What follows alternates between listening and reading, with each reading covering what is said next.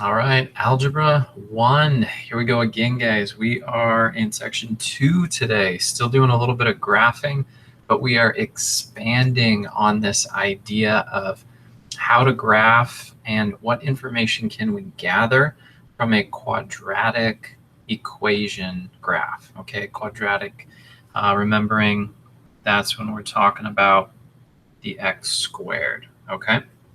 Let's review a couple things. Remember that the graph of a quadratic, and remember that a quadratic is going to have this term. It's going to have an x squared value.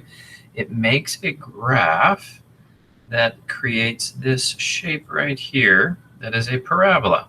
Okay, and you remember that this shape is an opening up, a smiley face. And how do we get that smiley face? When a is a positive. So the coefficient that is in front of x squared, if this coefficient is a positive, it's going to make a parabola that looks like a smiley face, right?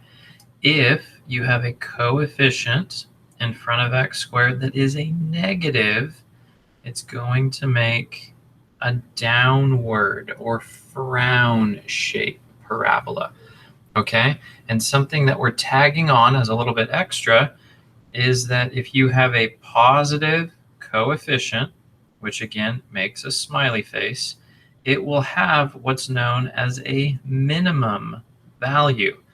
Okay, and a minimum value is going to be the lowest possible point on that parabola. And I know it seems like it's a little bit backwards here, but if you can remember, positive, smile, minimum, those go together. Now a negative makes a frown, which means it's actually going to create a maximum value, all right? A maximum value. And that point right there is the highest possible point on the parabola. Now let's talk about what that point, that specific point, yes, it's known as a minimum or a maximum, but that point gets its own special name. And here we go with that. That name is the vertex. All right, so the vertex is this point right here. This axis of symmetry is the perfect line that can be drawn right in between cutting a parabola in half. You remember that a parabola, it's perfectly symmetrical. Like when you close a book right there on the binding, that is a perfect line right down the center of the book. Axis of symmetry is the same concept. All right, so the axis of symmetry is this line right here that's drawn right down the middle of a parabola, perfect symmetry on both sides. Now these problems are going to ask us solve for the axis of symmetry. Well, the axis of symmetry is going to give us an x value. And this is the equation right here. This is very important, all right? Hear that. Everything on this page is quite vital, but I've highlighted the most important parts. Okay, so if you just copy down the highlighted parts, you're gonna be good, but make sure that all of those highlighted parts are copied down, and it may help you to copy down that little picture right there. Okay, so axis of symmetry, negative b, and remember, here's our b value. B is the coefficient of x. You're gonna make it a negative, so no matter what it is, tag on that negative sign, which means that if you have double negatives, what's it going to become? Positive. And then you're going to divide that by 2 multiplied by a. And a is the coefficient of x squared. After you get that value, that is the x value, that you will take this x value and you're going to plug it in for those 2 spots where you see x. After you plug it in, we're going to solve. And what comes out is going to be the y value And that y value is going to be put together to create the vertex. So let's do a problem right now. We just have a couple to do. All right. So we are asked to find the axis of symmetry and the vertex of this equation right here. So the things to remember: axis of symmetry, this is the x equals negative b over 2a, which equals, let's take a look. Here's our b value, but look at that. Already has a negative sign in front of it. So a negative 2 with this negative right here is going to create a positive 2. Okay, so real quick again, negative 2 with that negative sign in the equation will create a positive 2. Now, what is our a value? Well, it looks like nothing's written in there, but there really is a 1. So if we go and say, what is 2 times 1? We simply get 2 again, which means that overall our x value is 1. And what is that x value? It's the axis of symmetry. So the first part that we just did was we solved for the axis of symmetry. So we're going to say axis of symmetry equals 1. Now we need to plug that back into the equation everywhere you see x. And where you see x, you plug in the value of 1 and now solve it. So we're going to have y equals, in parentheses, 1 squared minus 2 times 1 minus 3.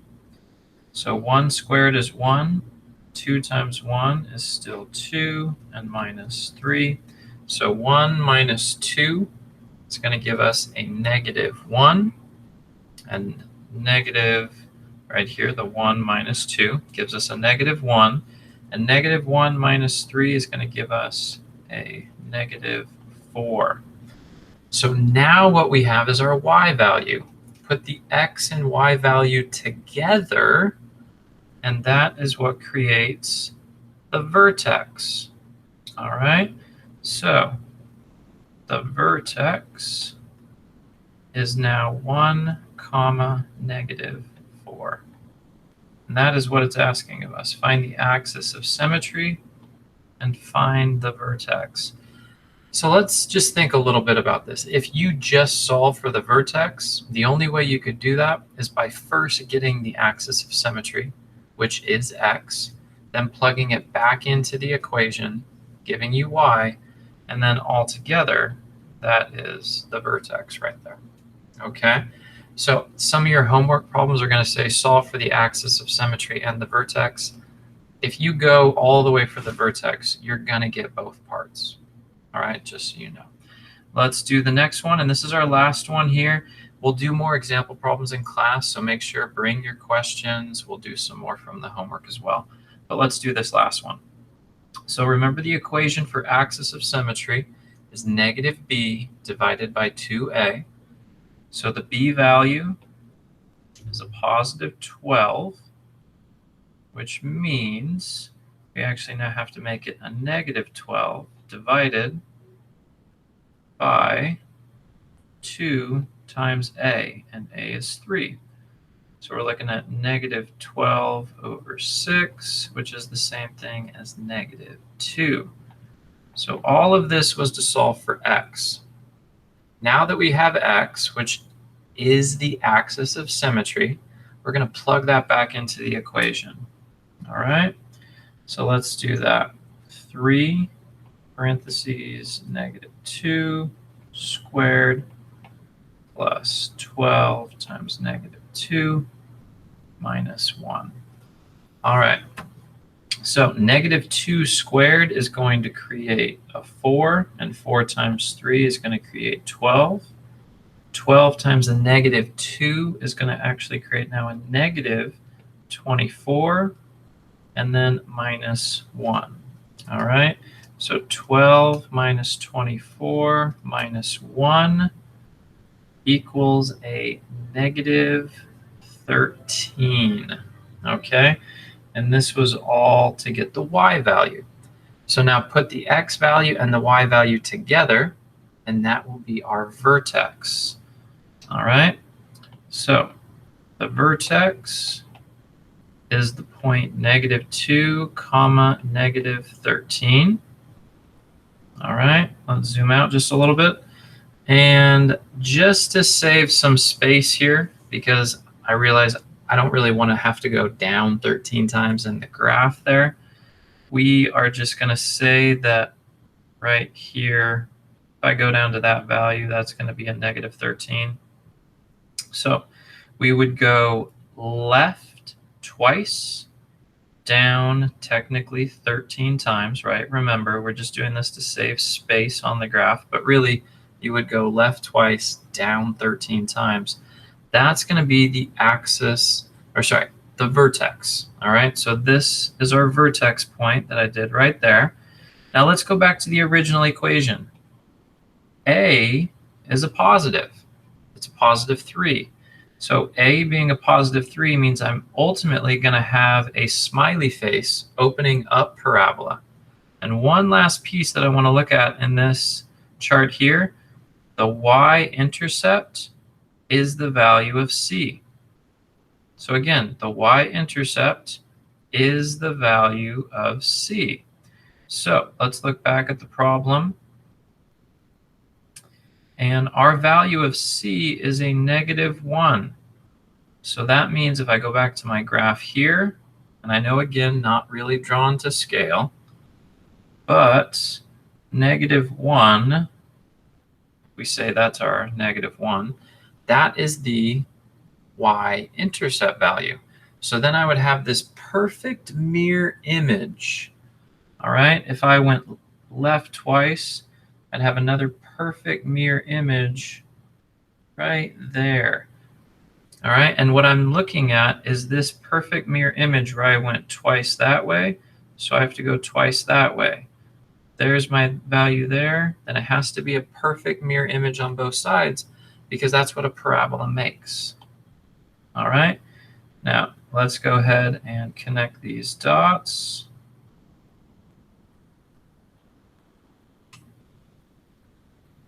All right, right there, and that would be our graph of the parabola.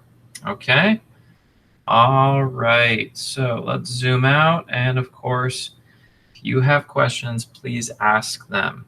All right, that's vital, very important there. And that's it. Those two example problems, you're looking at them right there on the screen. All right, see you guys in the next video.